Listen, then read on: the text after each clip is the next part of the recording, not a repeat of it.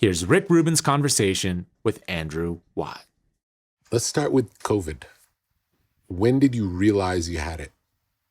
I was working with an artist, and literally canceling is not something that I do ever, because people's time, as you know, right, that's the most important thing. Showing up somewhere and being there, especially for someone that wants to create with you, it's such a blessing to be able to do in the beginning. So I'm not a canceller. And I just kind of woke up and I was feeling so just fluey and not good, where I was just like, if I go to the studio, I'm going to maybe get people sick. So let me just figure out what's happening. This is March 5th. And whenever I would get sick before, which thankfully was not that much, you start feeling like kind of dream-like, where you're like, okay, something's in me that's kind of making me not. Like spaced out. Totally. Can't connect thoughts the right way and everything. So I had a doctor come and see me, did a flu test, you're negative, and I'm like... So in March, were people talking about coronavirus yet? Not no, really. Just like it's happening in the world. There's no cases in LA. You didn't know anyone who had it? Nope. But I said to this doctor that was there, I was like, do I have corona? Everyone's having it. I have the symptoms. I'm like, my throat's hurting me. I have a dry cough. I'm all this stuff. It's like, there's no way you have corona. It's not here in America yet. They're containing it. It's impossible. You have the flu. Do a flu test. Negative. Do another one. Negative. Take this Tamiflu. Take these steroids for the swelling, and take Advil. And so I do everything he says. I'm taking it. I'm not getting better. So I'm like, dude, I have corona. How long was it before the next step? 5 days, right? So 5 days you're doing everything the doctor said. Yes. Bad flu, taking it, not getting better. Getting worse or staying the same? Just like not getting better, whereas usually like a thing would be whatever. So it would pass. It normally would pass quickly. I have this day like 7 days in, around like March 12th, where I'm like, all right, this Tamiflu worked, and I'm kind of like, I feel that I'm coming on the other side, right? So call everyone, all right, I'm ready to go back to work, and blah, blah, but people are talking about corona.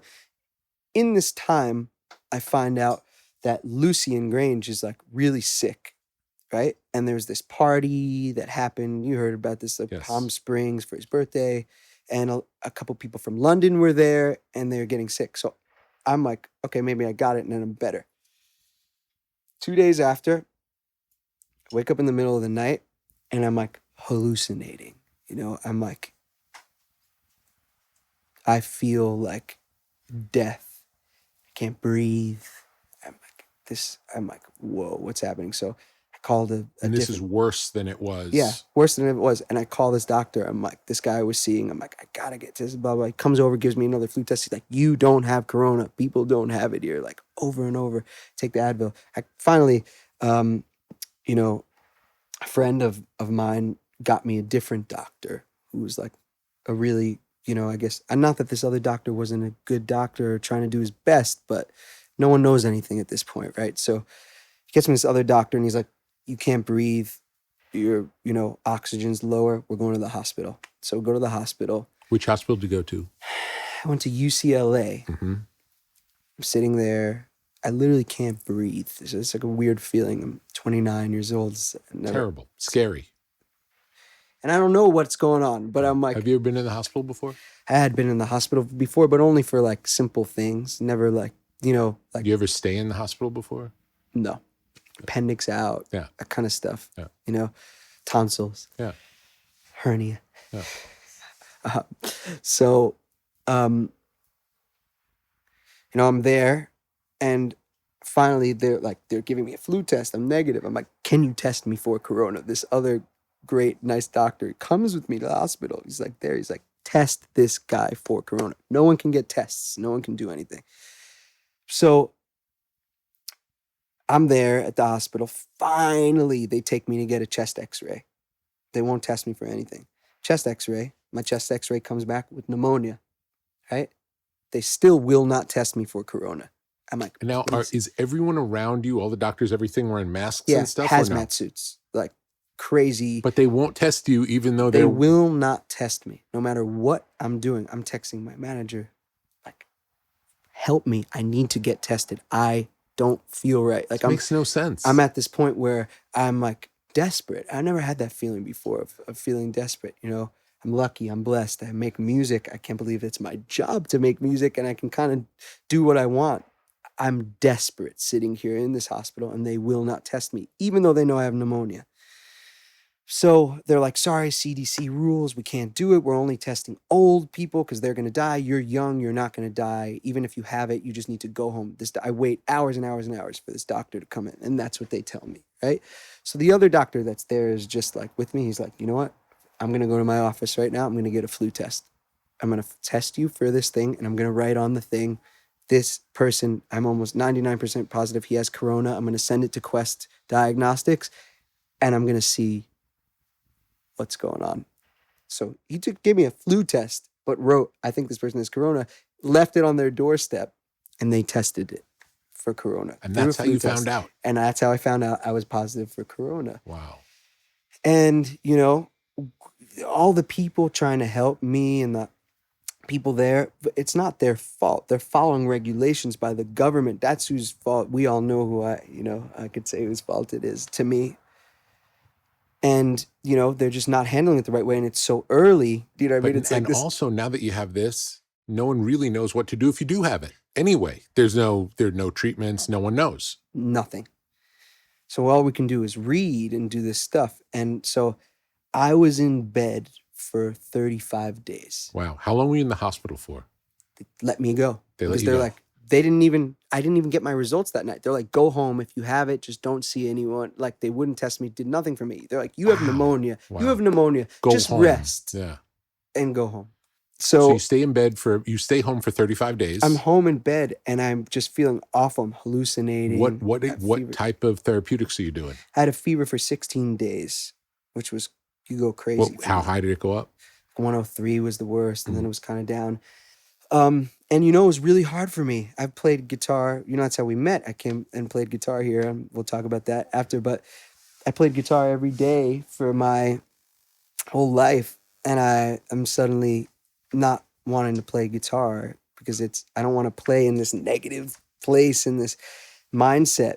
And then, you know, I think just after that and dealing with post-COVID stuff was tricky. But I got back, and I think I'm making the best music of my life now. So, and since you've recovered, have you had any bad days, or has it been pretty consistently good? I haven't had, knock on wood, a bad day in a really long time. But, you know, a couple months ago, if I was doing kind of strenuous exercise or really pushing myself, I would find myself kind of in like a mental fog. And that was hard. But what it made me do was, you know, and I'm sure I know from talking to you before, but I was the producer that was working 24 hours a day, working the day with someone, working the night with someone else. My studio's in my house, working nonstop. It's made me change my hours and work kind of more in a more of a scheduled thing. If creativity strikes at a different time, then I'll deal with that or use it as a decision, but it's not a necessity. And so doing that has kind of made me take better care of yourself. Take better care of myself. And if I want to exercise, I'll do it super early in the morning where it doesn't affect my day and I'm not going one thing into the other, or at nighttime, and just kind of finding different ways. I'm not in the gym pounding weights, but I never really liked doing that anyway. You know, surfing, spending time in the water, paddling, doing yoga, walking, doing really long walks, stuff like that. It's all, I had to adjust like that. And doing those adjustments was not really something that affected my life. Where in New York did you grow up? I grew up in Great Neck, originally in Long Island. And then, funny, I went to NYU and lived in Weinstein dorms, just like someone else I know. Mm-hmm. A Long Island Jew that went to New York and New York City to try and make music. I didn't want to go to college. I wanted to play gigs and play in bars, but like I got through with my parents of like, okay, I got into NYU, so you got to go. Went to Weinstein dorms, was making music and out of my dorm room until I dropped out, and that was that.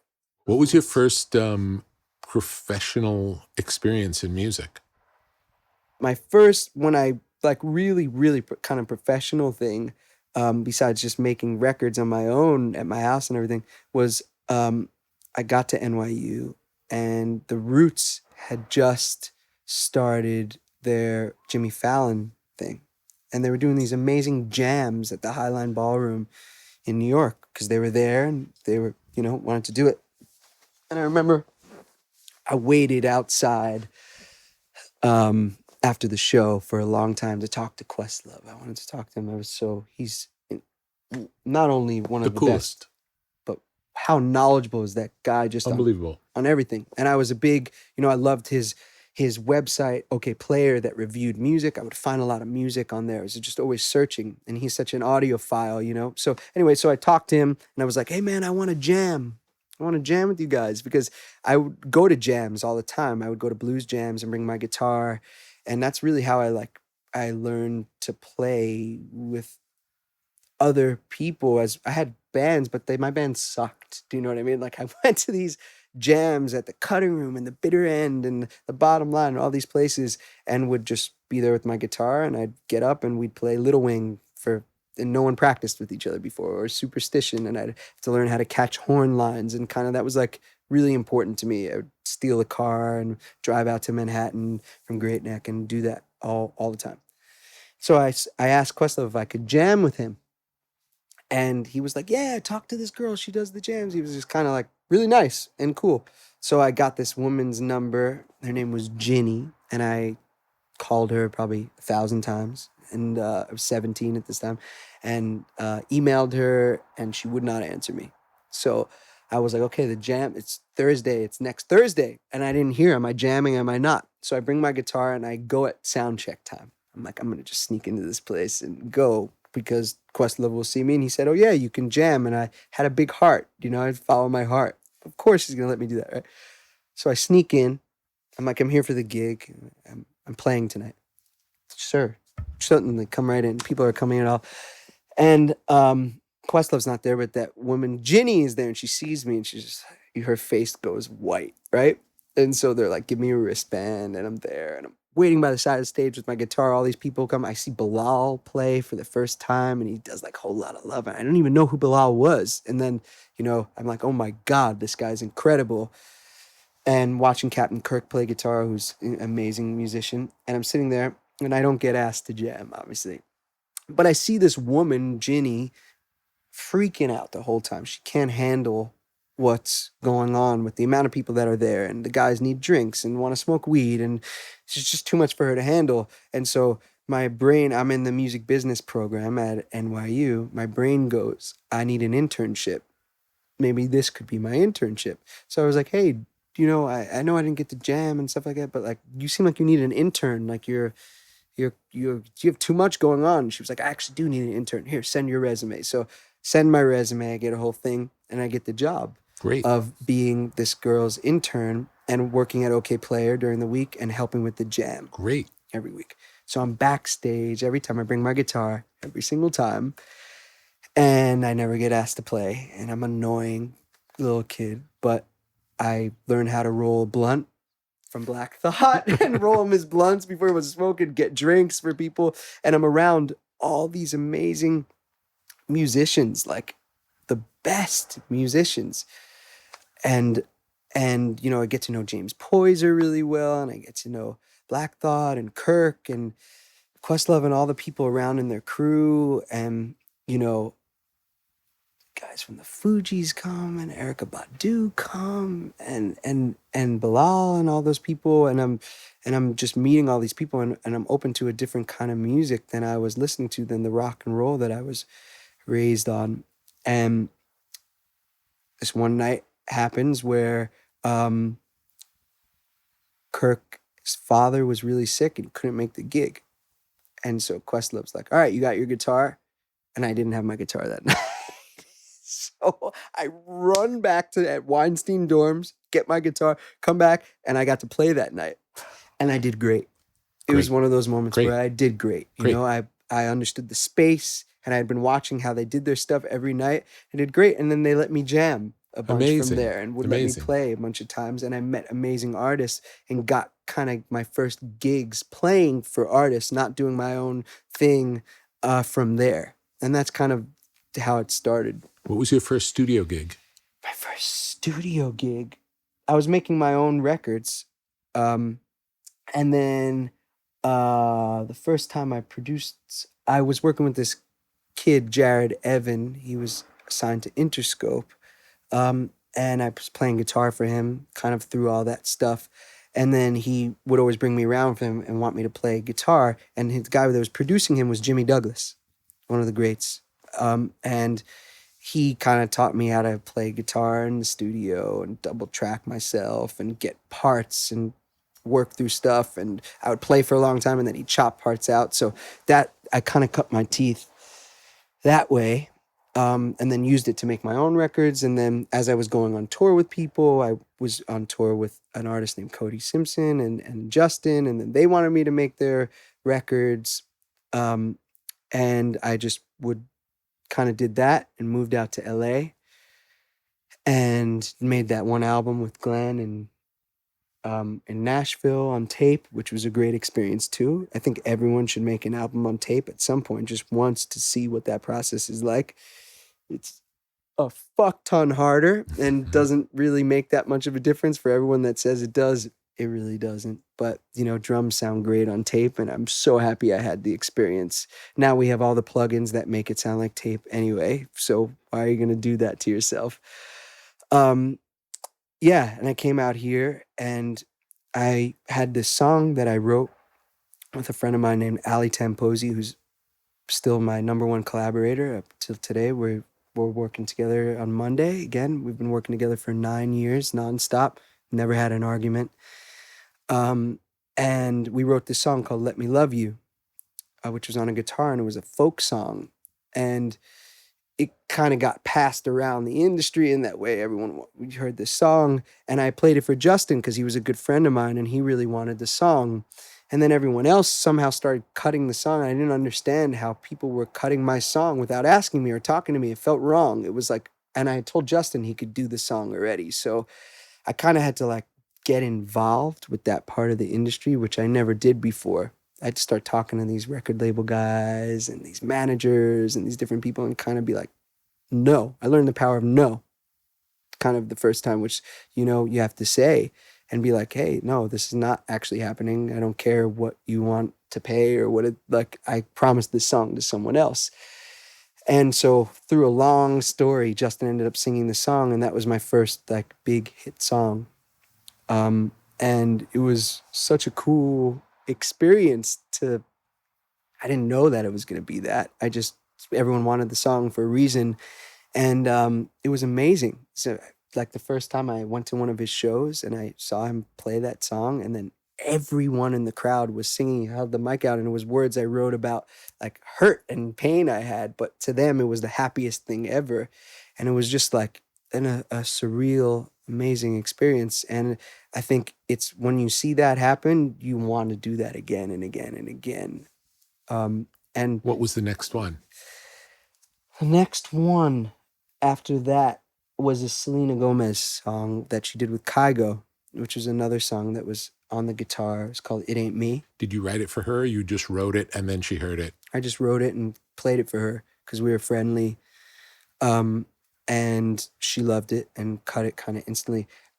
So many of my songs that, you know, became big songs have these insane long stories of me flying to Japan for 24 hours and doing all this stuff that I had to do to get the record across the finish line, which I'm sure you have crazy.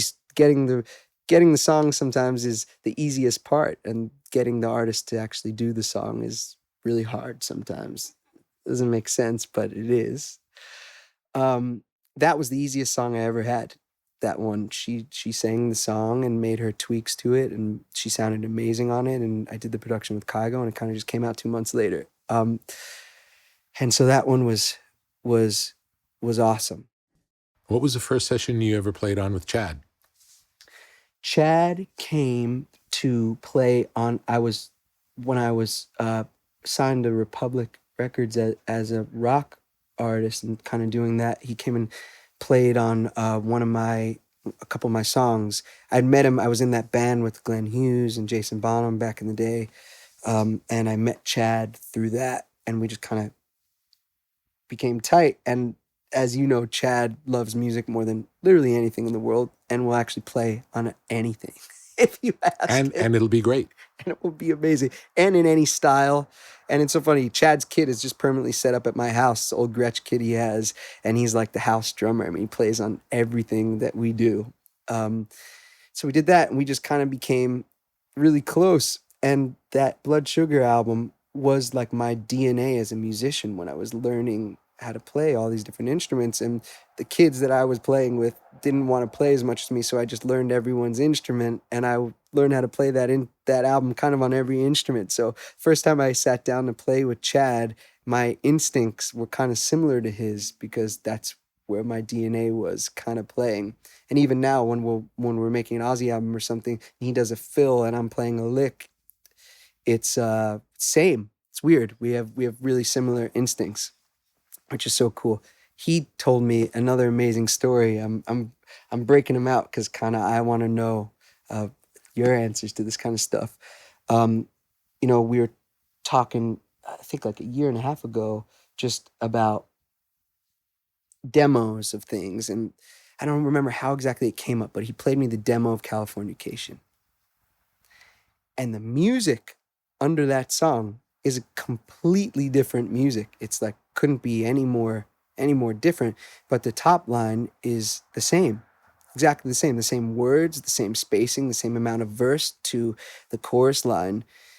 And he was like, this music was not right. It wasn't, not that it wasn't, that it was good or bad. It just wasn't right and it wasn't working, but you pushed them really hard to like go and make different music for this amazing top line. And then it's like, I think it's one of their biggest songs. How does that process work for you? I honestly don't remember that happening. I believe it did happen, but I don't think that it was my idea. I have a feeling, as I remember it, and again, I don't remember it well, we had the song, and then John came in one day and he said, I think I have a different way to play the song that's better. Because the way it typically works is the band works on music, and then Anthony gets inspired by the music he hears, and then he writes the melody and then the words. And he had gone through that phase, wrote the melody and the words to the music, the existing music. And then John heard the melody and the words and said, I think there's better music. And then he, as I remember it, John just had the idea to present a different version, and we all liked it better. Yeah. I mean, I think that's the only time that particular thing happened with them. It's amazing to not, so a lot of people will just be like, all right, this one's not working. Like an A becomes a C and just leave it and throw it. How many great songs are there that you have, like that, but to like work something to the bone or repurpose it like that. And then it becomes the album, We right? would always try to consider every possibility to make every song as good as it could be. That takes patience. Absolutely. That's the whole job, really, is Yeah. Sitting and waiting and going through and not making. trying options, never thinking you know how it's supposed to go. If you think you know how it's supposed to go, it'll only be as good as you can imagine. Whereas when you watch it happen, you're surprised and blown away by how much better it can be than what you originally imagined. Yeah. And people get frustrated in that process sometimes. And that's a balancing act as well, right? Someone who's like, no, I like it like this, or someone that's unwilling. And that one of the great Rick advice sessions I had with you was I had an artist that was unwilling to do what I really, really felt strongly was like amazing. And you told me you can push so far, but at the end of the day, you got to let the artist that's earned their right make the decision, So you get to that crossroads sometimes where if they didn't want to change that song, it would have just been what it was. Yeah. But hopefully then there's a situation where someone does listen and does accept the change and it's positive. Yeah. Ending. But there also none of us are right all the time either. Totally. It's like we don't know. We think we have our opinion, we share our opinion, and then we see. I passed on working with Guns N' Roses. I passed on working with Jane's Addiction. I passed on working with a lot of people because when I saw it, I didn't hear it at first. Yeah. And maybe that's what's supposed to happen, because had I made Appetite for Destruction, it might have been a very different album, and maybe it wouldn't have been as good. Yeah. Maybe it wouldn't have been what it needed to be. So who knows? Who knows? There's so much about the process that's unknown. and we just have to ride it and be open to the possibility of it being as good as it could be. And what I try to suggest with the artists I work with is, if we don't both love it at the end, then it's not as good as it could be. So in both cases, so if you feel strongly about it and the artist doesn't like it, that means it's not there yet. And if they like a different version and you don't like it yet, it's still not done. It means you haven't really cracked the code. Because when you really crack the code, it's obvious to everyone. You couldn't imagine it any other way. Yeah, this is it. This is the record. Yeah. Yeah. So it's just the patience of going through that process. It's amazing. Yeah, I had an experience the other day. I won't mention the name of the artist, but with a producer and an artist. And they asked my opinion. I gave my opinion, and the producer got really defensive. And he's like, "Oh, I really believe in this direction that we're going." It's like, okay. It's like, it's fine. I'm just telling you how it strikes me, and at least experiment with the suggestion and see if anything good comes from it. You never know. Sometimes does, sometimes doesn't. Yeah, all you can do is share your taste. Yeah. It's all taste. And there's no right or wrong taste. Everyone has their own. How do you like working with other producers, like being involved kind of like that? It's fine. I'm not attached to anything, so I'm very comfortable sharing what I like and what I don't. I'll give any suggestions of possible solutions, but I'm also open to hearing any possible solutions and sharing what I think works best. A lot of people also, you have a myth behind you, which is so cool and awesome. Nothing cooler than that. And I just wanted to share my experience. I got to work with you once in the studio, and you were making a Justin Bieber album, which that stuff was killing. And I'd love to hear it one day if it still exists anywhere. Yeah, it exists. The music is incredible. On a drive somewhere. Incredible. And I remember, so I got a phone call from Justin, and who I'd been playing with and was on tour with for a while. And he was just like, "Hey, Andy, what are you doing? Can you come down to the studio? I'm making this album. I want you to play guitar." And I was like, "Yeah, of course. That's awesome. Like, where are you doing it?" He's like, "Oh, I'm making it with Rick Rubin at Shangri-La." And I was like, "What?" I just got in the Uber, came all the way out. I was like, let's go. And I went into that room that we're looking at right there. And Chris Dave was on drums, who's no one better than him. And a bunch of other amazing musicians, great bass player, great keyboard player. And I was the worst musician in the room by far, which, it's my first time in front of you. Yeah. Justin's went out on a limb. He's like, "Let me bring my guy." Yes. I don't know. I know there was another guitar player on the session. I don't know what happened to him, but for whatever reason, I got brought out there and I got thrown into the fire. And you had two choices. You either, suck and can't do the job, or you try and rise. And that was like such a challenge as a musician for me in the best way. And you did the coolest thing, which I do constantly as I'm making music now, is kind of like, I think if I look back on it, the reason why I was there is because I got taught how to produce by you in that moment where you were playing us all this amazing music. You were almost like DJing for us. You were playing us because I remember you wanted to, from what I remember, make stuff with Justin that was like, he kept saying, "I want to make my Thriller. I want to make my Thriller," right? Yeah. Like that's what he was saying in that time. And so you're playing us all this amazing music, Hall & Oates and Chic and other Nile produced stuff and some Michael stuff and all different things. And you told us as a band, you're like, "Okay, learn this, play along to this." So we had like about 5 or 10 minutes to learn what we're hearing. And I'm like, the keyboard player's right there. I'm like, "What's the chorus? What's the chorus? What's the chorus?" Like, I'm just like, I'm holding on, but like trying to fit in. And we learned the song. And then you said, "Okay, now play it in a different key." So now we start playing in a different key. And then you say, "Okay, now play it at this tempo." So then we start playing it at a different tempo. And then you said, "Okay, now don't play it at all. Just play something that's like it. That's not it, but that's like it, that feels like it." And we would start doing that. And then the red button would get pressed. And it was such a good exercise in like, yeah, there's the times where you write a riff that is in your heart or whatever, and it comes and it's like, but you have a bunch of musicians in a room, and to guide us into making music that would be appropriate for what you wanted to make with them was such a cool experience. And then the thing that was really amazing was you would come into the room and you didn't talk to us on the talk back. You only talked to us if we were doing something that you didn't like. If we were doing something that you liked, we weren't sculpted.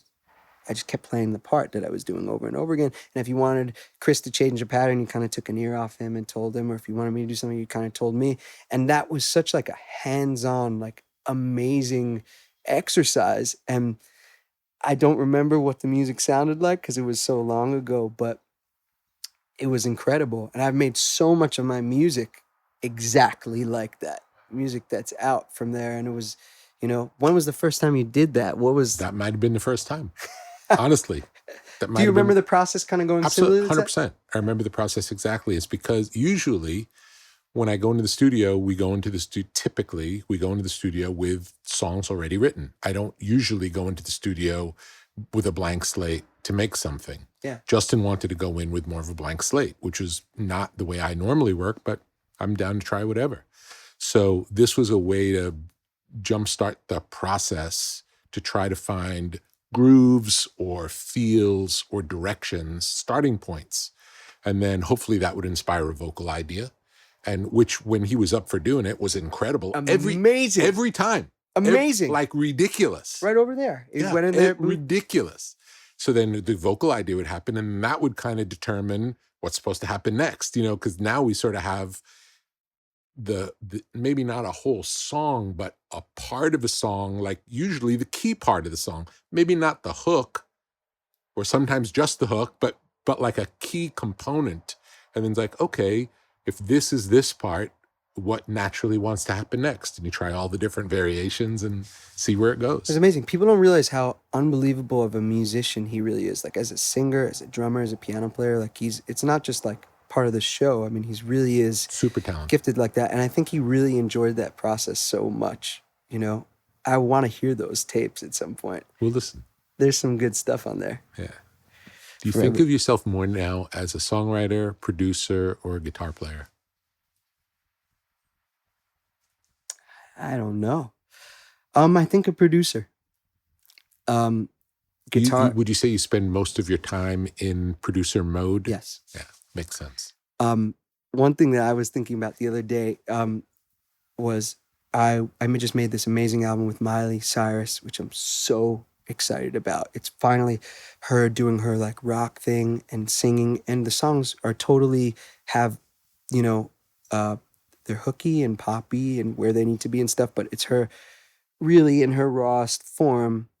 And I was closing my eyes the other day as I was making music with her. I had headphones on because in my studio we have it kind of all open.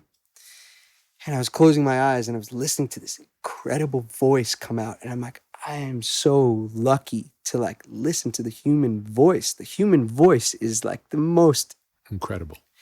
Because you hear people play great guitar part that could mess it. I'm sure Mike Campbell got your heartstrings going many times before, or a great, keyboard part or a great riff.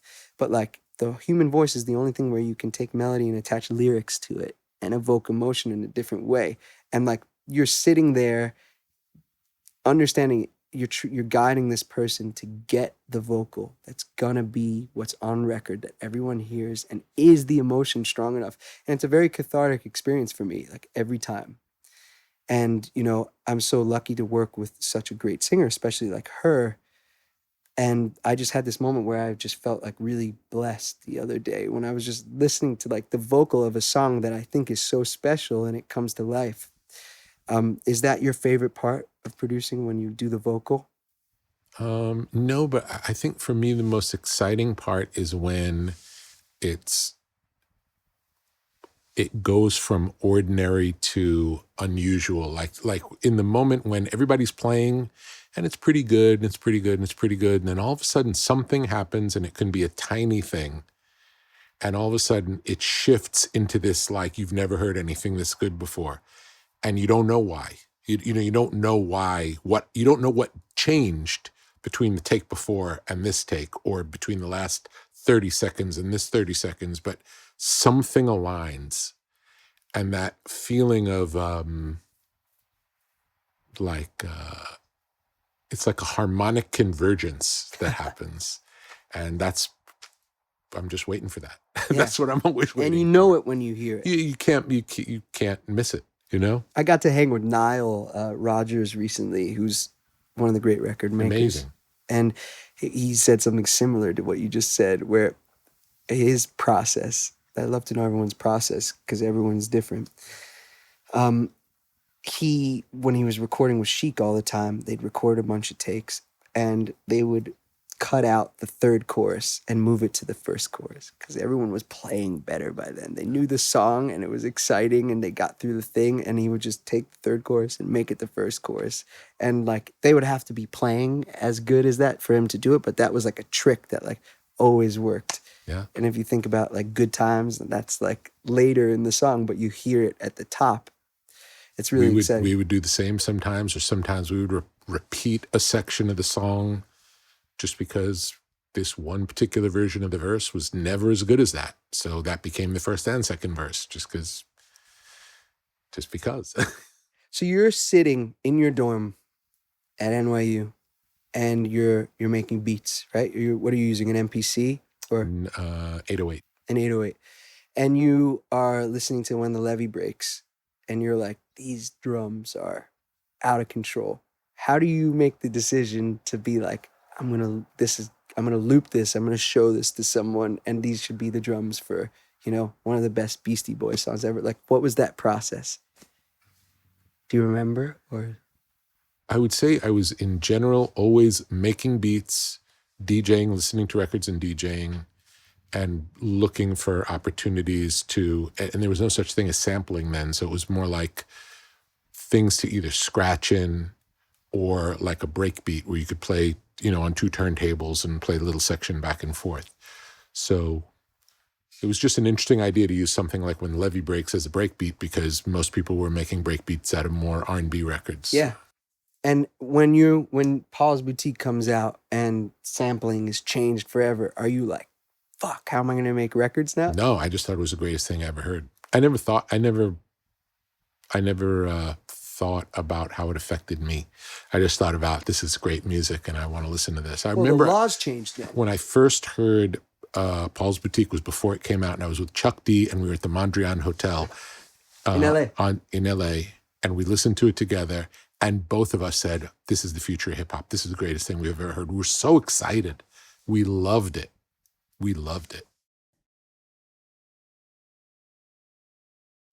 What's your first memory of music in your life? First thing you remember, any experience of music?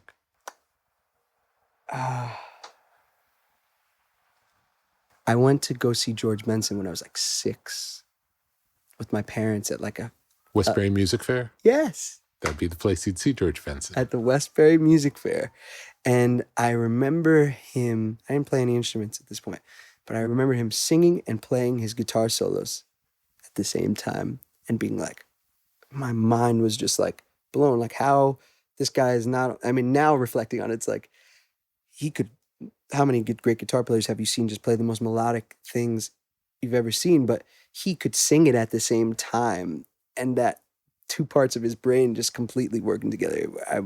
That was like one of the first things that I ever remember. What kind of music was playing in your house growing up? My dad played me. The Beatles was the number one thing, but Sabbath and Zeppelin and The Who. And my mom was listening to Stevie Wonder and George Michael and Neil Young and just all that stuff. And my dad's vinyl collection was like a huge thing for me. I remember finding like the All Things Must Pass album, super young, and playing that as like, you go through the Beatles and then you get the Beatles spin-offs. That to me is the best of the Beatles spin-offs because he had those songs for so long and it was kind of holding him back. But yeah, all that stuff. Just listen to. And then my brother was the one that was like Alice in Chains Unplugged and Pearl Jam. Blood Sugar Sex How Magic. much older was your 5 years. 5 years. So I'm turning 30 on Tuesday, actually. Congratulations. Yeah, Libra gang. Yeah. What was the first music that you felt like was your music as a kid? Not your older brother's music, not your parents' music, but your music. So funny, man. It's like one of the things I want to talk to you about. But like, I went to Sam Goody, and I remember being like 8 years old, kind of 9 years old, and my mom would just leave me in there and go and do stuff. And I was talking to the guy at the store. I was like, I want to buy some CDs. I have money for 3 CDs. And he was showing me stuff and asking me about what I liked. And the 3 CDs he gave me were Led Zeppelin 1, Appetite for Destruction by Guns N' Roses, and Blood Sugar Sex Magic by the Red Hot Chili Peppers, which that album affected me the most. Really? Yeah. It was because at the time, that's like a true melding of genres. Mm-hmm. Zeppelin is my favorite band ever, and obviously Guns N' Roses, amazing, and both those albums are in my DNA for sure. But the Blood Sugar Sex Magic album was like, I had to know every crevice of that, and it was so cool to hear rap and rock and funk and all of those different things kind of coming together. And it really just had a super profound effect on me. I had no idea. Yeah. Nice. Yeah. And then, becoming so close with Chad, kind of working with him, and that's how we met. We did a session together, and then we became so close. And then obviously he was, gracious enough to bring me around the other guys, and they've all become friends and I know that's your family. They're the most special group of people that you can imagine. But, it's this weird thing where your idols become your friends. And that's such a trip. That's where Absolutely. I feel like the simulation is like a real thing. I found myself in Egypt with them when they played at the pyramids last year. And I'm like I'm so lucky to like not only go and watch them play, but they let me come on this amazing adventure of like riding camels, and they shut down the pyramids. And I was like there taking in that culture of like privately looking at these things that are older than time and that no one really knows how they got there. And I was just like, you know what, maybe this whole life thing is not really a real thing, because you're not supposed to do this, you're not supposed to like get these experiences. It's miraculous. I'm sure you had those moments. Absolutely. It's unbelievable. It happens all the time, and I still every day can't believe when it happens. Yeah. Happened yesterday. What happened yesterday? Just had a long conversation with Bruce Springsteen that was mind-blowing, and it was just a trip. Yeah. Surreal.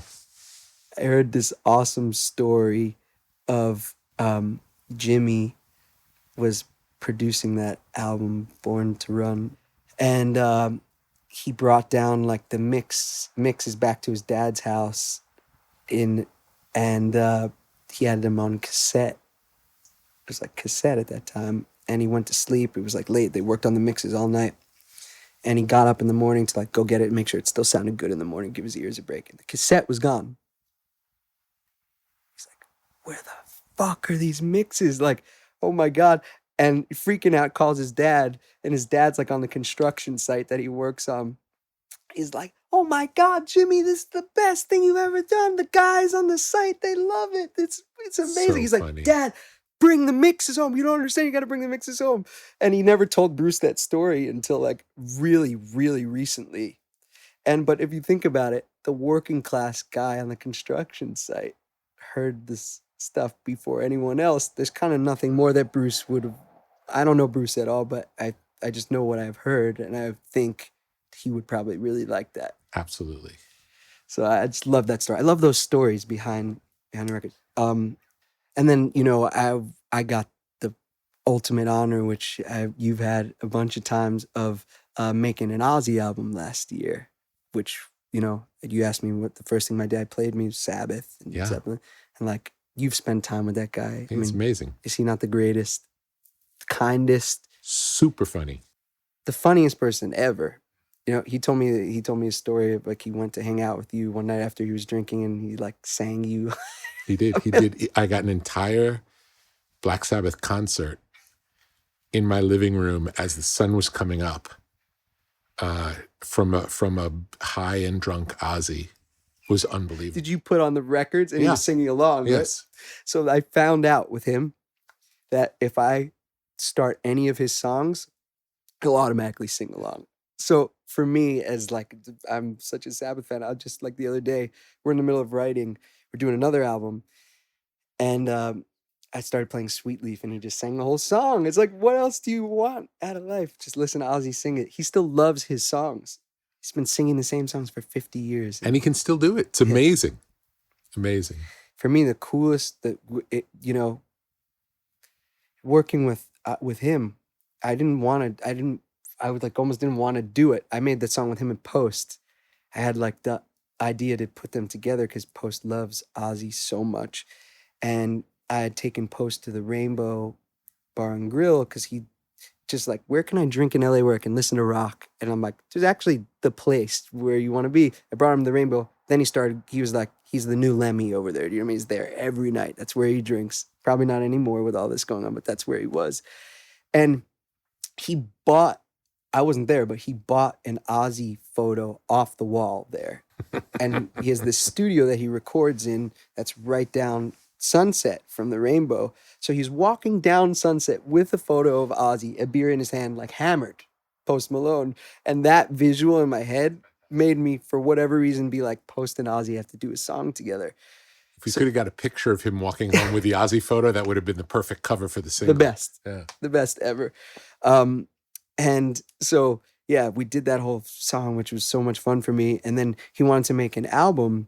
And I don't want to make like a shitty Ozzy album because his stuff is so good. Like, so, Duff and Chad played on the album, Great. which both those guys as well. And they're amazing and really helped make it authentic. But the moment for me that it was real was like Ozzy sang and then he doubled his voice. Yeah. And when he doubles his voice, It sounds like Ozzy on record.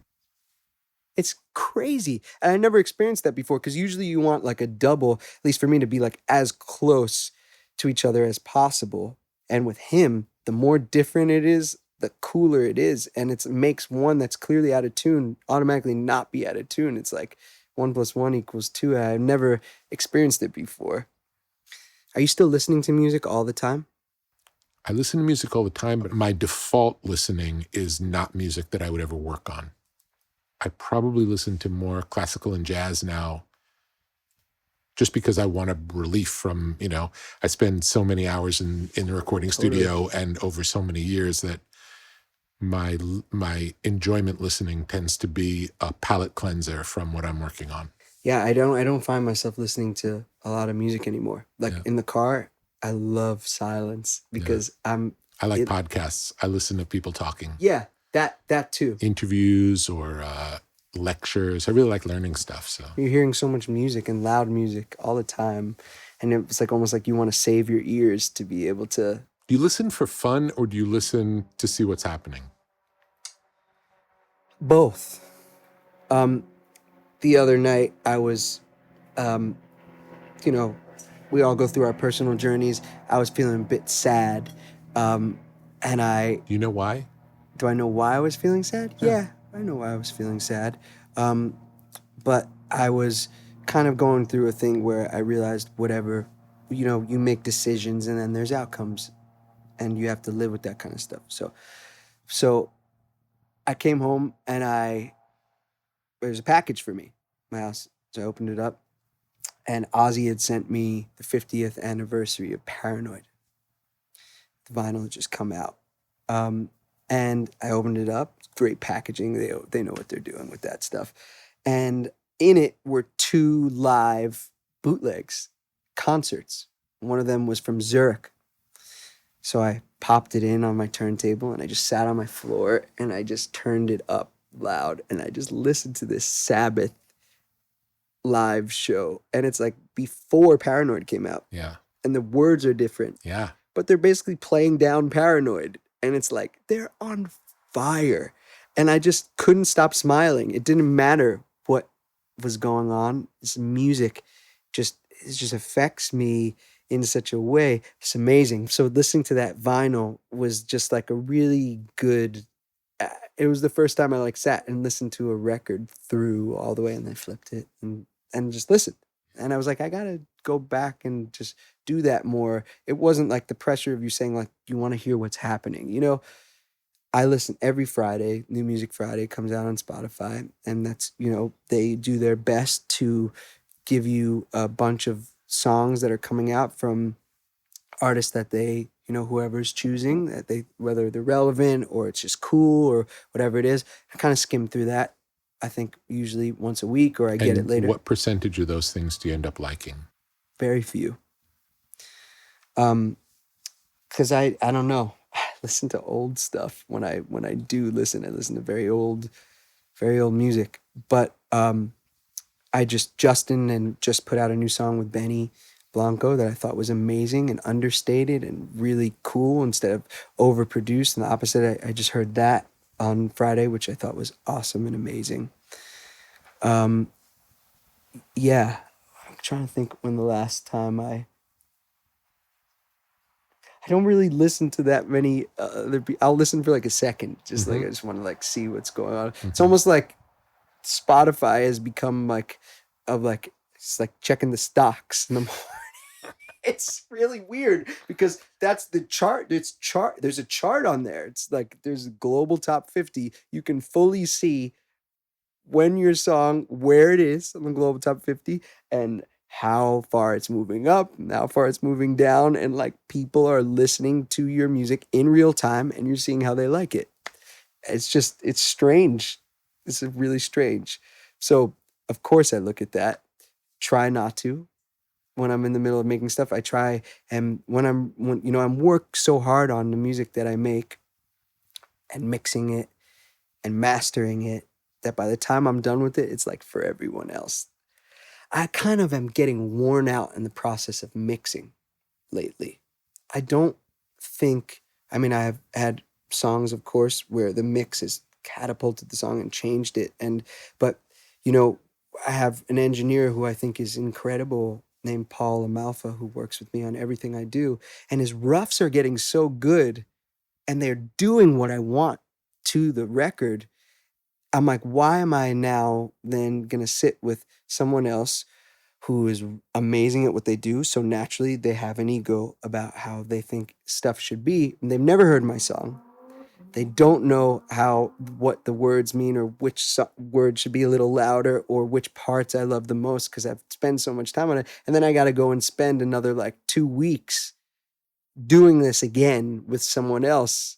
And I'm already burnt on the song because we worked on it for so long. I just find the process like now, just because we can get the rough so close, to be almost a little bit unnecessary sometimes. Do you run into that at all? Or Well, I've definitely gotten to the point where we've got demos so good that no matter how much time we spend mixing it, it's not as good as the rough mix, and we end up going with the rough mix. A lot more now than ever. Is that happening because of how good the technology is and how good your engineers are? I'll just say sometimes yes and sometimes no. Yeah. And same is true with mastering, by the way. Like usually now, for a while now, I'll always have the mastering lab master it the way they imagine it, and then also send me a flat master, which all that is there's no EQ, there's no compression. All they're doing is balancing the level between songs so it doesn't get, if one mix is quieter than the next, they just get it so that they all flow into each other without level changes, but without doing anything to them. And I would say 8 out of 10 times we end up picking that over because they leave your mix alone. They leave your mix alone, and you can get the mixes so loud now, right? That was the overall thing. I want it to be loud. I want it to be loud. Also now, you can change things. Like, are there any albums that you've made where you're like, I want to remaster this? I never look back. I will say the only thing that I'll say is like if it was mastered using old technology, 30 years ago, we might try remastering it now to see if just the technology's gotten better to where it sounds better. Yeah. But also, what's the point if it's such a classic album that people love so much and have bought zillions of copies and it means something to them? Why change it? Yeah, it's true. Is it for the love of just making it better? This could sound better for you? Yeah, I would never think about remixing anything or it's more just that. I'll give you an example, although this is an example about a remix. It has nothing to do with me. I'm just a fan. But I don't know if you've heard the last year's release of the White Album deluxe version, remixed and remastered. I did hear it. It blew my mind. Now, it's probably my favorite album. Listened to it a million times in my life. And it only sounded better. It didn't sound different, but I felt like I could hear it in a way that I was never able to hear it before. Like it had a clarity that was never there, and a detail. And it's not like, well, I hear this other thing that I never heard before because it's louder. It never felt like that. Shined more. It just was clear. Yeah. And I loved it. So that was the best example of somebody using technology to take something that couldn't be better and making it better. And they mixed it at Abbey Road. Yeah. And they did it where it was made, and they did it the right way. Yeah. And did George's son do that? Yeah. That's awesome. Giles. Yeah. I mean, those are the album. I always say that every person that I work with, if I'm working with an artist or a friend, anyone that's like, I want to play guitar, what should I do? The only thing to do if you want to learn to play guitar or write songs is buy a Beatles chord book. That is it. If you sit with that book and you can play through every one of those songs, you don't have to do it well, but you can finger every one of those chords and every one of those songs, you will know everything you need to know about writing a song, because that's just it. I mean, and they were like badly classically trained musicians. Do you know what I mean? Like, they all started on classical music. Blackbird is like a flip of an old classical song. They were just like, that was so important to them, you know, in their upbringing of music. And because of that, the chords are so detailed, but they put them into pop songs. So, I mean, I think that's just like, for me, I'm taking chords and playing it and then making it minor after it's all Beatles, It like all the time. Response. Forever. Well, thank you for sharing stories. Thank you for talking to me. I don't even know really why I'm here. I just want to hang out with you. But we'll continue now on a personal note. Cool. Let's do it. Thank you. Thanks to Andrew Watt for sharing some amazing stories with us. We look forward to hearing more music from him in the future. You can hear a playlist of some of our favorite Andrew Watt records at brokenrecordpodcast.com. And be sure to subscribe to our YouTube channel at youtube.com/brokenrecordpodcast. There you can find extended cuts of new and old episodes. Broken Record is produced with help from Leah Rose, Jason Gambrell, Martin Gonzalez, Eric Sandler, and is executive produced by Mia Lobel. Broken Record is a production of Pushkin Industries. And if you like our show, please remember to share, rate, and review us on your podcast app. Our theme music's by Kenny Beats. I'm Justin Richmond. Peace.